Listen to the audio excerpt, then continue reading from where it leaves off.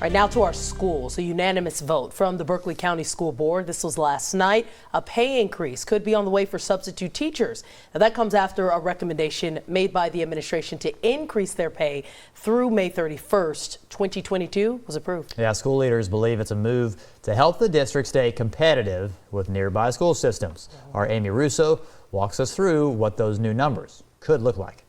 The problem is that we don't have enough substitutes. Does that make sense? Absolutely, and we don't have enough substitutes. That's the problem. It's a move Berkeley County school district leaders hope will help retain substitutes. Data presented by district leaders shows a telling story.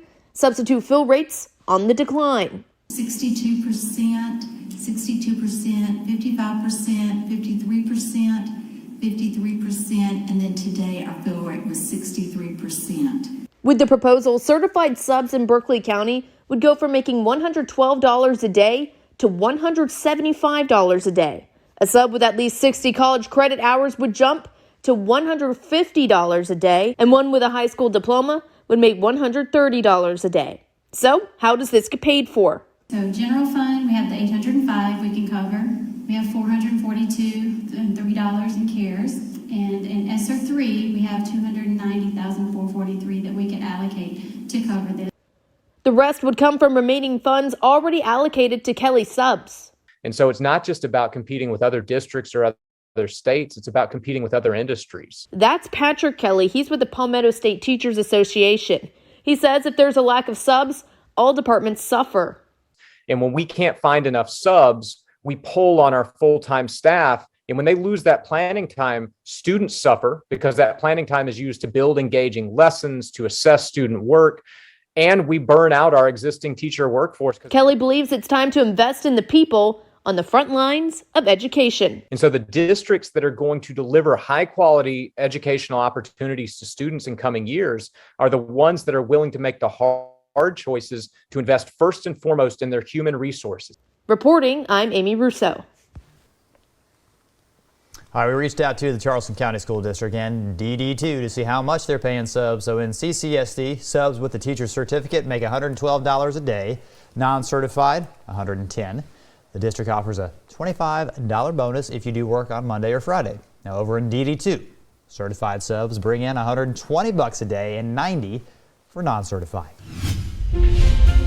Well, school board member Eric Mack tells ABC News 4 there will not be a vote on the Reimagine project. The nonprofit behind the Reimagine Schools proposal wants a vote Monday.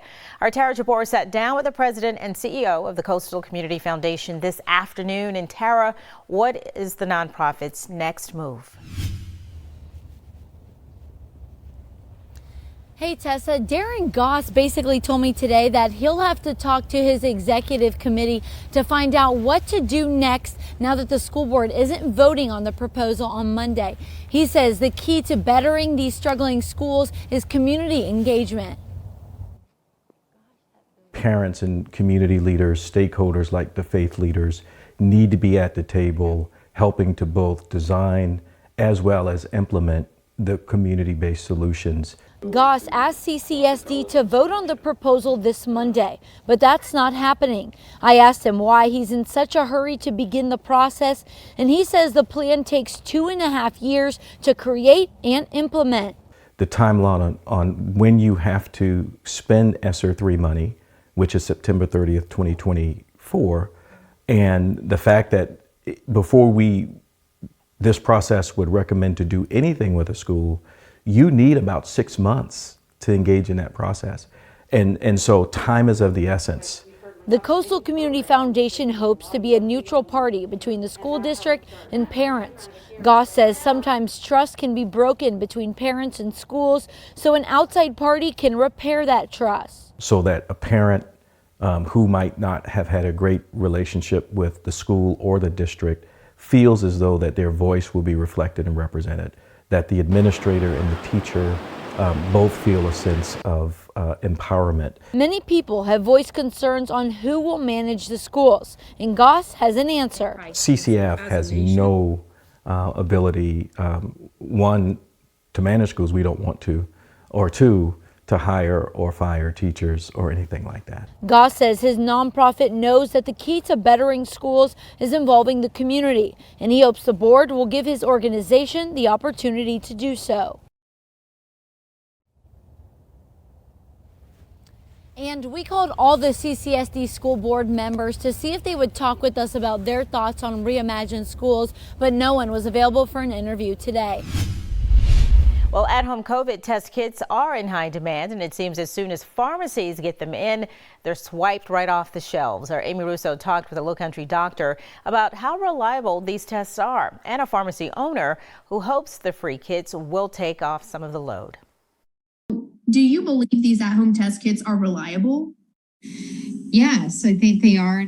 That's Dr. Kay Durst at Roper St. Francis. She believes at-home test kits provided by the government are a trusty tool if used correctly. How can somebody who is getting these tests and administering it to themselves do it correctly? Yeah. So one thing is definitely whatever test that you get, if it's the ones they're mailing or you're picking up, I would read the directions because they're all a little bit different. She says if you're having symptoms, test. If you've been exposed, wait 5 days before you do. I wish we could get more than just 4 per household because a lot of households have several people. Cynthia Feldman, the founder of Sweetgrass Pharmacy and Compounding, agrees. 4 per household isn't a whole lot. Let's just be honest. I mean, if you've got a household of more than 4, then certainly you need more than that. She orders at least 300 at a time and sells out in a day. What has your pharmacy been seeing as far as those COVID-19 testing kits go and the demand for them? As far as the over-the-counter testing kits, as soon as they became available for us to order, they were flying off our shelves. As soon as you call Sweetgrass Pharmacy, you get this message. At this time, we do not have any at-home COVID test kits. We were receiving upwards of 200 calls a day asking if we had test kits. So it just took a huge strain on our staff just to be able to field those phone calls. And so that's why we had to make that, just put it out there. She's hopeful the free government kits will take some of the pressure off pharmacies. It should definitely eliminate some of the stress that it's causing at the local pharmacies. Feldman does say if you're currently experiencing COVID-19 symptoms, you'll need to go to a doctor and get tested or go buy one of those COVID-19 test kits from a pharmacy. The ones from the government aren't expected to ship for another 7 to 12 days.